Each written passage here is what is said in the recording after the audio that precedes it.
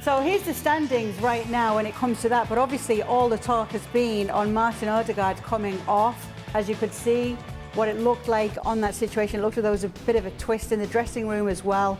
They said it could be a small sprain. They're going to take a look at it. There could be an ultrasound or an MRI. But when you look at Arsenal's upcoming schedule, Sunday back in action at Tottenham, September 19th against Atalanta and away to Atalanta as well in the Champions League, and September 22nd, Manchester City at the Etihad as well. James, this could be a tricky time ahead for Arsenal if they're not to have Martin Odegaard for these games.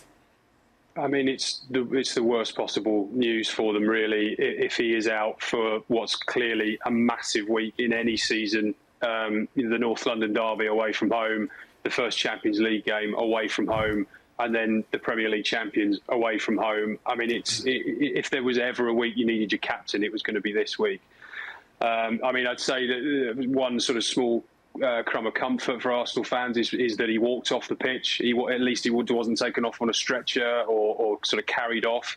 A little bit of ray of hope there, but yeah, I mean, from those pictures and looking at some of the stills, which looked really nasty, how he turned his ankle. I mean, that could be anything from a sort of sprain to ligament damage, and obviously, if it's ligament damage, then he's going to be out for quite a while. But yeah, look, I mean, he's the one player they can't really replace. You know, he knits it all together so well for Arsenal.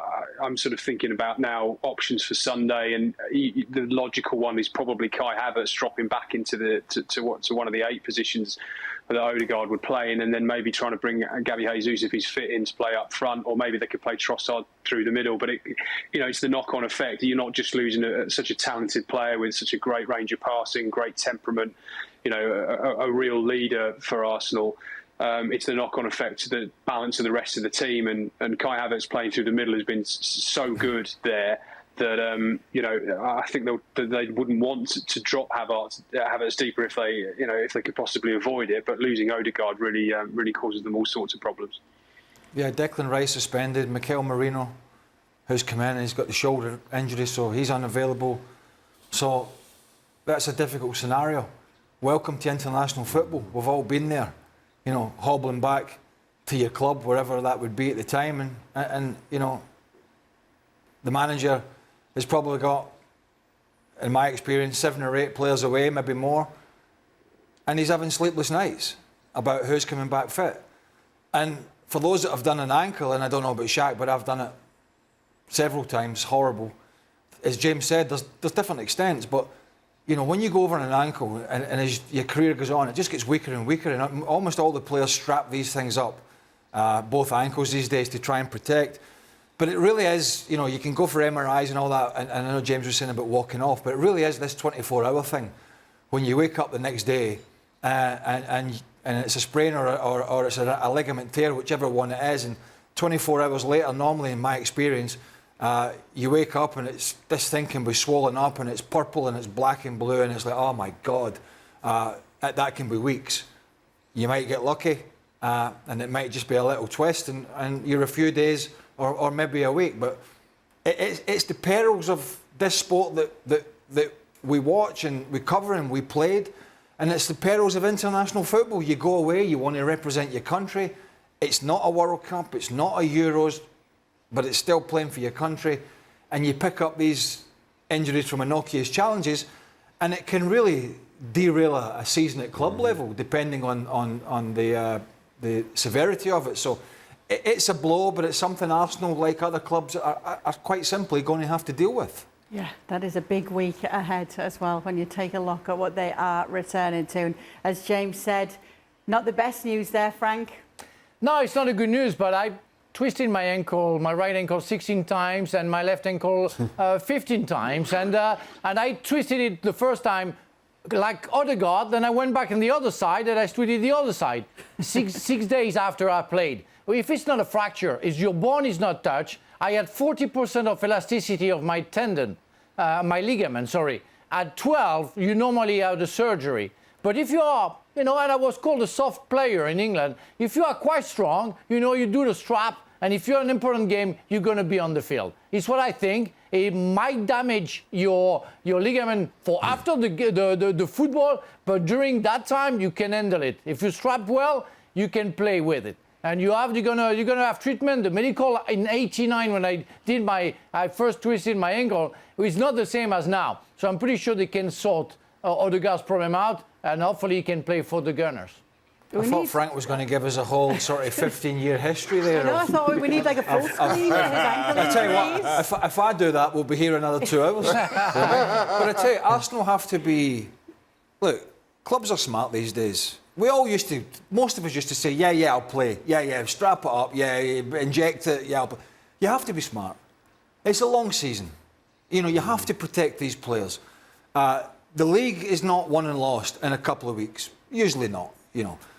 And so there's no point, in my opinion, trying to put a player on the field who is 50-50 with an injury, dependent on the injury, and you're going to lose somebody for 3 or 4 months. So you really have to be smart about it. If it's a couple of weeks, hopefully for Martin Odegaard and others, these injuries are small. But sometimes you've just got to suck it up with a longer-term vision and say, do you know what? We have to cope in the meantime to protect the player and not lose him for 3 or 4 months or longer. That's, I think, in the current climate, that is the smart thing to do. Here's a challenge with that. If you're Arsenal, you're already thinking, listen, for us to win this league title, everything has to go well. We really need everything to go well for us. You see how City have started. You've had a couple of stumbles. And all of a sudden, as Craig points out, you're dealing with not just one injury to a new signing, but a suspension to who I thought was Arsenal's best player last season. And now you're having to deal with this. And while, yes, I get the point that Ødegaard walks off and, you know, they're kind of physios around him, I think the Spurs game is too soon. I just looking at the extent of it, I just feel that comes a little bit too quickly for him. Then you probably don't want to chance him against Atalanta. And then, while, yes, you can strap your ankle, you don't want to be playing at anything less than 100% when you're coming up against the defending champions. And that's the thing for me, is not so much the injury or maybe the extent, because I think we all agree in a couple of weeks he could and should be back. It's just the how big these games are. The North London derby. And again, you can put the Champions League tie against Atalanta as a side. You could make that back up, and then all of a sudden a City team who come that game could be 5 wins on the spin. You know, it's such thin margins in terms of winning a Premier League title, in terms of unseating a champion such as Manchester City. You don't need this. But just briefly on Arsenal, you know, these things are sent to test you sometimes, and you know, they can turn this into a positive. If they've got a couple of players, you know, one suspended and a couple of other key players out, Moreno, as I mentioned, has not been able to come in and play. But if you can get through this period, whichever it is, and get go to Tottenham and win Atalanta, you don't have Ødegaard, you don't have Rice, that's a positive. It's a positive to say other guys come in, they've done well. We have a manager who can adapt.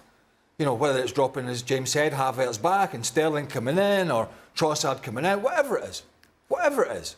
And that can be a good thing. That can be a boost to the squad to say, you know what, we're missing these guys, they're so important for us, but we can manage. And to get through that Premier League season and be successful, you're going to have to manage. So you could turn it into it can go the other way, don't get me wrong.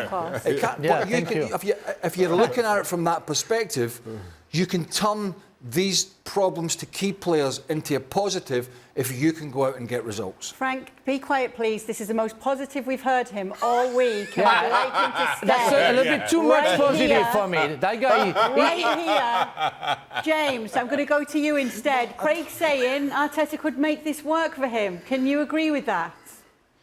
Well, it's a new challenge for them because they've had a pretty lucky run with injuries the last couple of years, generally speaking. You know, I mean, I spent a bit of time with some of the Arsenal executives over the summer, and when they were reflecting on you know, last season and the season before and how close they've got to City, one of the reasons they signed Riccardo Calafiori was because they recognised that their defenders were unusually fit for every game. William Saliba, I think, was one of 3 players to play every single minute in the Premier League last season. You know, Gabriel played a lot of matches. Ødegaard missed very, very few. Shaka missed very few.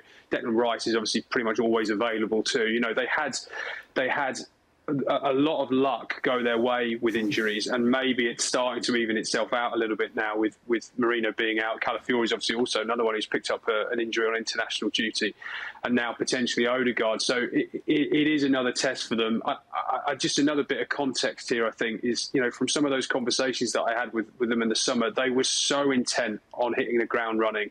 They were so intent on making sure that they didn't lose any ground at the start of the season. It's one of the reasons why they took the very unusual step of having a pre-season, if you like, where they got the 8 or 9 players who weren't involved in either the Copa America or the Euros out to Marbella for an early training camp to really make sure they hit the ground running this season.